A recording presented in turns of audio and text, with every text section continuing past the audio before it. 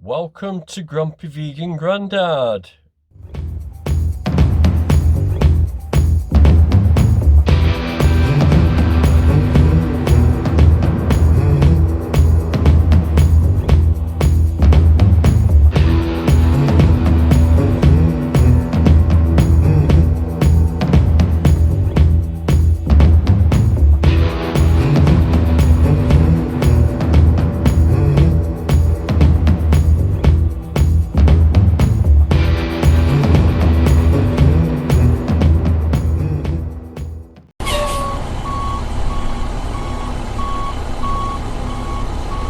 HGVegan Tales from the lorry cab.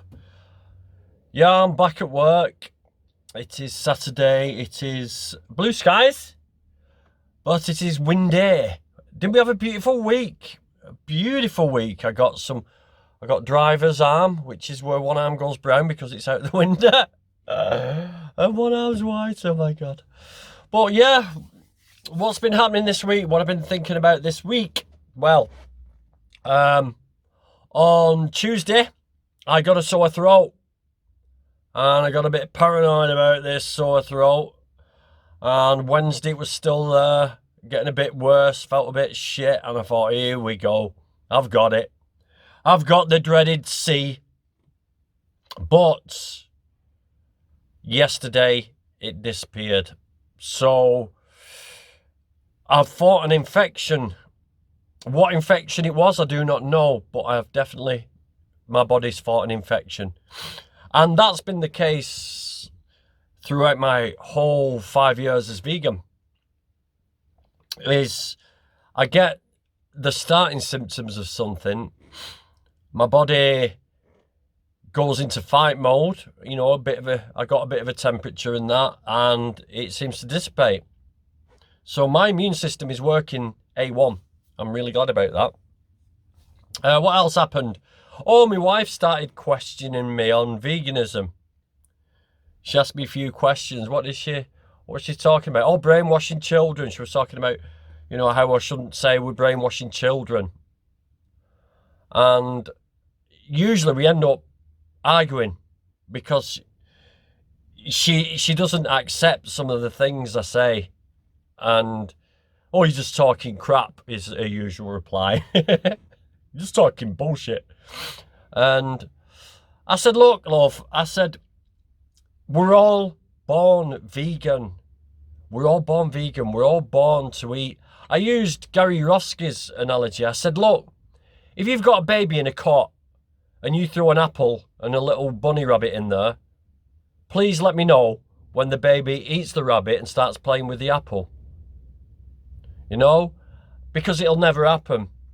I said children love animals.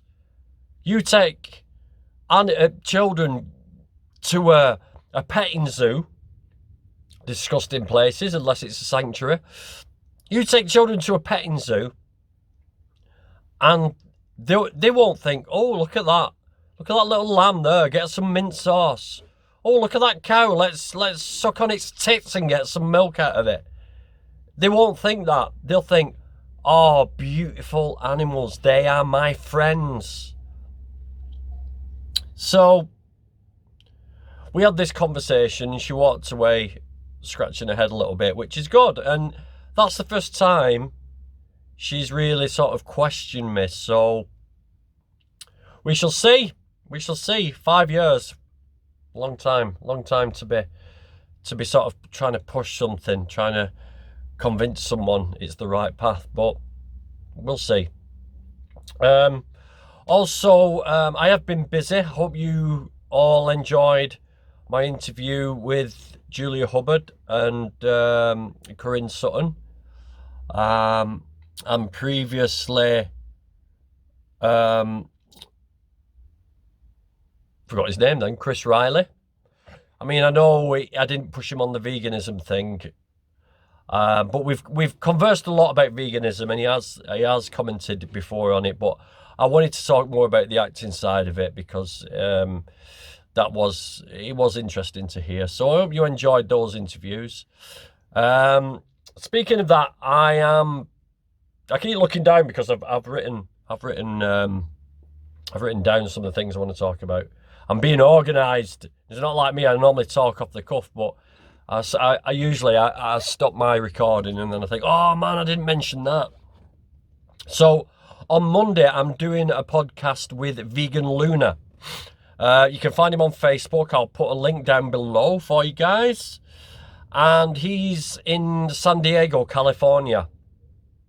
And I don't think it's not a live stream. I think it's a recorded podcast.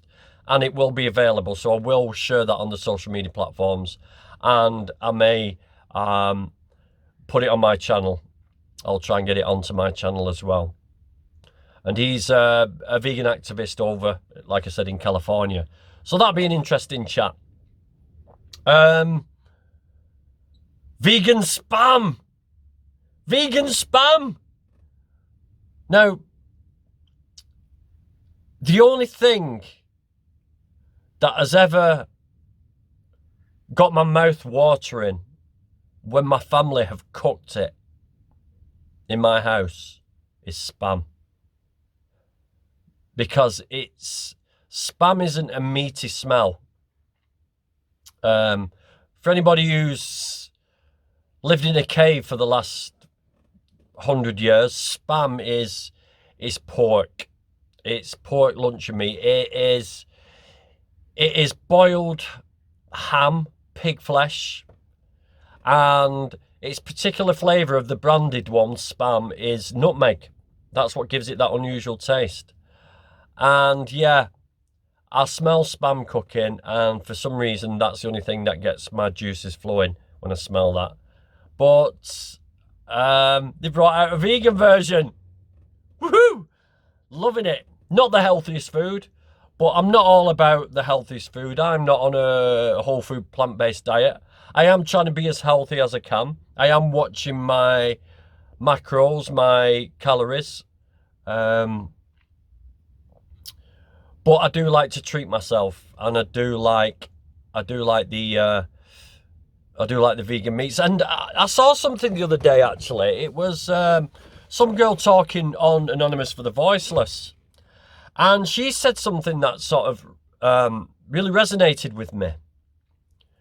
And it was, I hate when people call them mock meats or fake meats.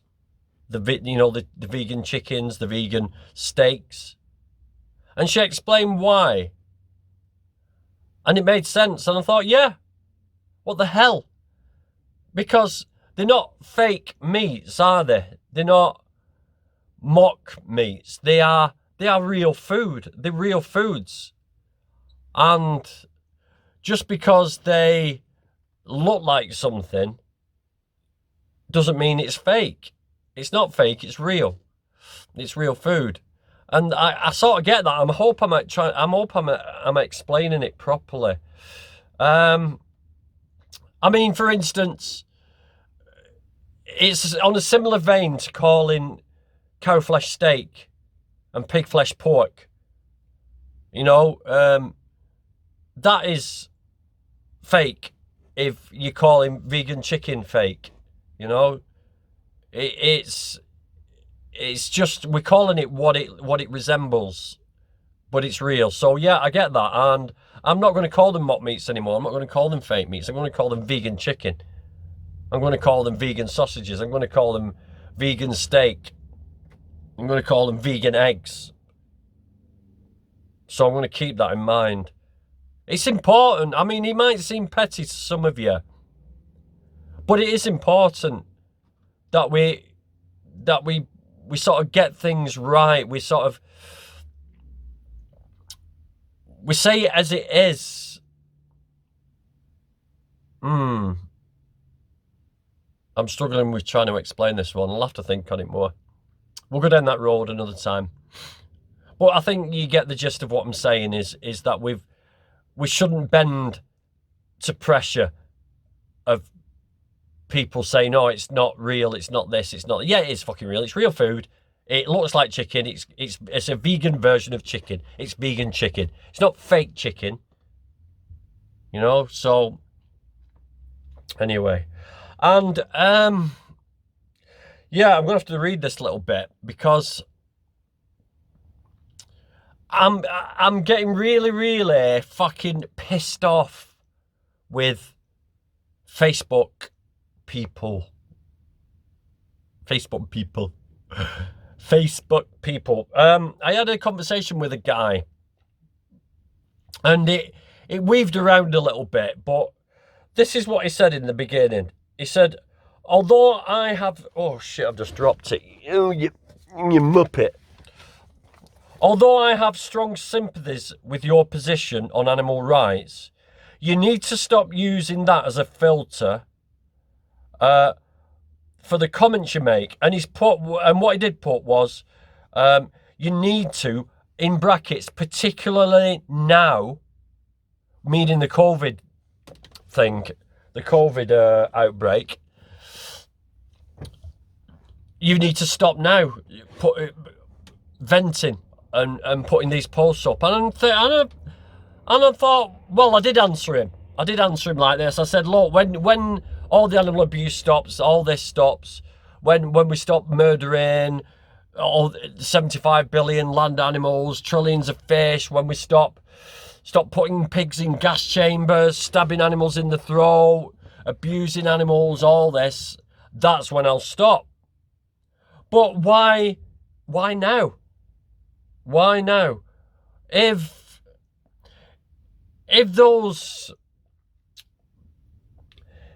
grooming gangs in Rochdale, which was local to me, the grooming gangs that groom loads of kids over years, if I was speaking up about that and trying to expose that and telling people, look, this is wrong, this grooming gangs are picking on vulnerable young girls, would people turn around and say, whoa, hold on a minute, daddy, just leave that for now because there's a COVID outbreak and we need to concentrate on that, so just let them carry on being abused for a while till all this is blown over, and then we'll jump back on that and we'll get that sorted. Nah, it don't happen. Don't matter what's happening. A fucking nuclear threat could come. We could get a 3-minute warning. I still wouldn't stop trying to open people's eyes to the animal abuse from the choices that they make. Nothing will stop me doing that. Nothing. I don't give a fuck what's happening now. We could go to war. I don't give a fuck. I'll still be banging shit up. Don't worry about that. But it's like, these people on Facebook, it's as though they're finding... I mean, why can't they just scroll past me posts if they don't like them? Why don't they block me or unfriend me? I'll tell you why. Because they're reading and listening and absorbing what I'm saying. That's why. Because if I was like spouting Nazi propaganda and saying that we should get all blacks and Asians and chuck them out of the country and we should send them to extermination camps and all this. You know what I mean? It's like people would block me, they would unfriend me, they would report me, they would lash back. You know what I mean? So, if you don't like what I'm saying, unfriend me, block me. I don't care. It's your loss. Especially with this handsome devil. You know what I'm saying? But yeah. Yeah, and I think all you guys out there should just don't bend to pressure. Don't feel, because we carried on talking, and I said, look, I'm not worried about making or losing friends. I'm not bothered. I'm not doing this to make friends. I'm not doing this to keep followers or friends. I'm doing it because there's a big injustice going on. There's disgusting injustice and speciesism going on right now. So, I'm not interested. If you don't want to be my friend, fuck off. I do not care. I do not give a fuck. If you don't give a fuck about the animals, if you promote animal abuse, I can't talk today. If you promote animal abuse with your money and your food choices, then I don't give a fuck whether you're my friend or not. I mean, I would like you to see my point of view and come along on my road and change your habits and change your choices. I would love that. And you would too eventually. But if I annoy you and you don't want to be my friend, fuck off. Fuck off. You carry on. Go and get your heart attack. Go get your stroke. Go get your cancer. Go get your type 2 diabetes. Go get your old age. Go get your fucking sore joints. Go get your depression. You carry on. You carry on doing what you're doing. Eat more meat. Drink more milk. Eat more cheese. Eat more eggs. Eat shitloads. Get your heart attack. Pop off. There you go. That's another meat eater down. I mean, it sounds a bit harsh. I mean, I don't mean it literally, but you know what I'm saying. I'm here trying to give people information to make informed decisions. The science is out there. The science is out there telling you that you're killing yourself eating animal products. The science is out there. You will get atherosclerosis. You will get blockages in your arteries. You will get narrowed arteries. You probably already have got narrowed arteries. But eat plant-based food. Within 3 weeks, it's starting to reverse. 3 weeks. Proven. Dr. Caldwell Esselstyn's experiments. After 3 weeks, the arteries started reversing. Cholesterol started dropping. People reversed type 2 diabetes. People reversed heart disease. But still, we carry on. Still, we carry on. So, I might do my mad video next week. In fact, I am going to do it because I've got my things have come. I'm just waiting for my fake blood. Just waiting for my fake blood to come. So that's it. Thank you very much for listening. Thank you very much for the new subscribers I've got. It's real pleasure for me to have you on board. Please put any comments down below and let me know what you think. Hit subscribe, tap the bell, and yeah, save the animals, save the planet, save yourself.